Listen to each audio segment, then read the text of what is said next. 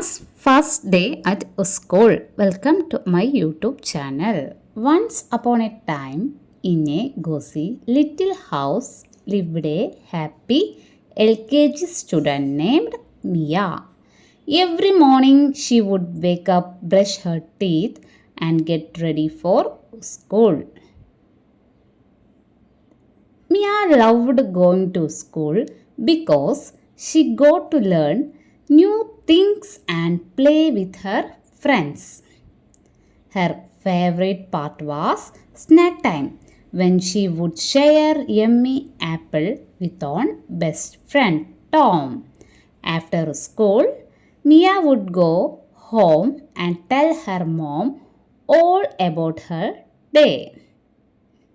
Then she would play with her toys until it was time for bed. Thanks for watching.